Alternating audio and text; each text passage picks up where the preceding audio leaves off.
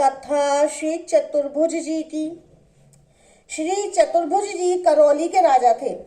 अपने अपने नगर के चारों ओर चार चार कोस पर चौकियां बना दी थीं। वहां राजपुरुषों को नियुक्त कर आज्ञा दी कि जब कोई भगवत भक्त आए तो उनको वहीं ठहरा कर उनका स्वागत सत्कार करो, फिर शीघ्र ही मुझे सूचित करो। सूचना पाकर राजा स्वयं जाते और बड़े आदर सत्कार के साथ उन्हें अपने महल में लिवा कर ले आते। माला तिलक धारी मात्र कोई भी भक्त द्वार पर आ जाते तो उनको भी सच्चा भक्त मानकर उनकी सेवा पूजा करते थे। एक राजा ने करौलीधीश की ये अद्भुत भक्ति एवं भक्तों की सेवा की सुंदर कथा सुनी तो उसने अपनी सभा में कहा कि यदि पात्र और अपात्र का विचार ही नहीं है तो ऐसा दान सत्कार प्रशंसनीय नहीं है। उस राजा ने इस प्रकार बात ही बात में श्री चतुर्भुज जी की महिमा को उड़ा दिया। राजा श्री चतुर्भुज जी के आलोचक राजा के दरबार में एक भक्तराज ब्राह्मण देव थे। वे श्रीमद् भागवत जी की कथा कहा करते थे। उन्होंने राजा से कहा, राजन, करौलीधीश के संबंध में आप ऐसा न सोचिए कि वे पात्र अपात्र का विवेक नहीं रखते। भक्त के हृदय में प्रवेश करके उसके आशय को समझने में कौन समर्थ हो सकता है। जब ब्राह्मण देव ने यह बात कही तो उस राजा ने श्री चतुर्भुज जी राजा की परीक्षा लेने के लिए भक्ति भाव से हीन एक भाट को भेजा। उसको माला तिलक वस्त्र आदि देकर कहा कि करौलीधीश के द्वार पर जाकर अपने को भगवान का भक्त बतलाना। राजा आज्ञा से भाट श्री चतुर्भुज जी के यहाँ गया, परंतु वहां भक्त वेश भूषा धारण करना अपने को भक्त कहना भूल गया और राजवंश की महिमा का वर्णन करने लगा। सब लोगों ने उसे भाट समझकर यथोचित व्यवहार किया। अब वह भीतर कैसे जाने पाता। एक मास बाद उसे स्मरण हुआ कि मुझे साधु वेश धारण कर राजा श्री चतुर्भुज जी की परीक्षा लेने को कहा गया है। फिर क्या था, उसने माला तिलक धारण कर राज द्वार पर जाकर कहा कि राजा से कह दो कि कोई एक भगवत भक्त आए हैं।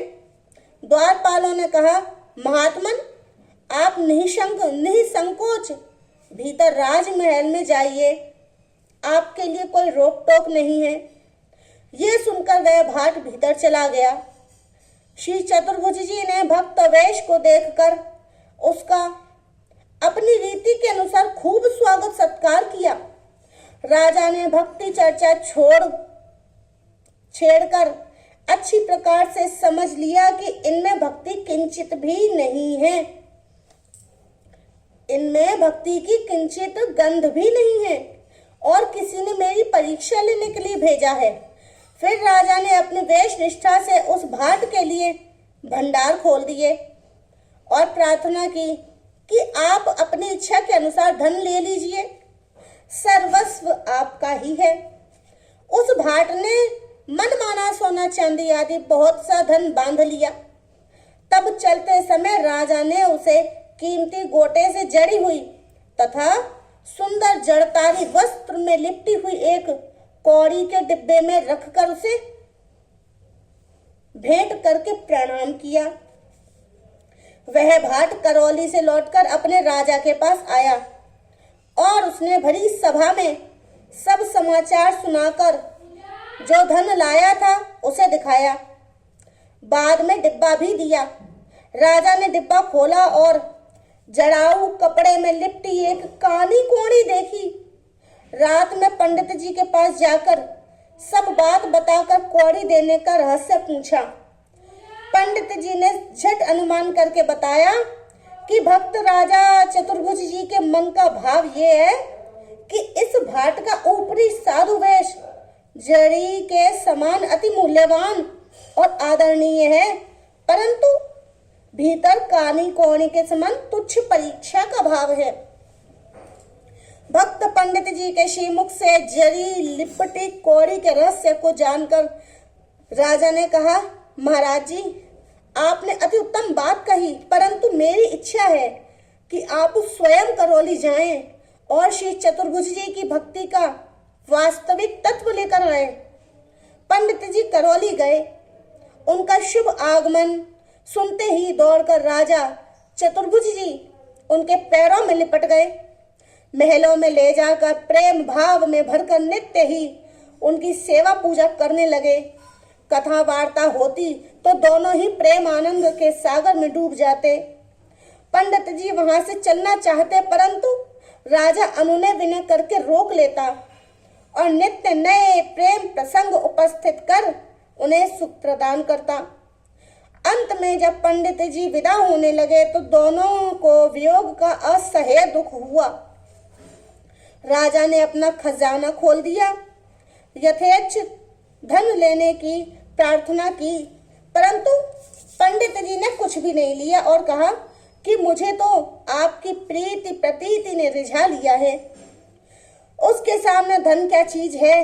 राजा ने कहा, महाराज जी, कुछ तो स्वीकार कर हमें कृतार्थ कीजिए। राजा के विशेष आग्रह पर पंडित जी ने कहा कि आपके राजभवन में जो तोता और मैना है, उनमें से एक मुझे दे दीजिए। ये दोनों पक्षी राजा को अत्यंत प्रिय थे, अतः उनके वियोग भय से राजा व्यथित हुए। अंत में उन्होंने मैना को पंडित जी के साथ भेज दिया। करौली से चलकर पंडित जी उस मैना को लिए हुए उस राजा के दरबार में आए। वह तो राज दरबार था। वहां सभी प्रकार के संसारी लोग आते जाते थे। लोग बहस करने में व्यस्त थे। उन बातों को सुनकर फटकारती हुई मैना बोल उठी, अरे माटी के धोंधाओ, कृष्ण कहो, कृष्ण कहो।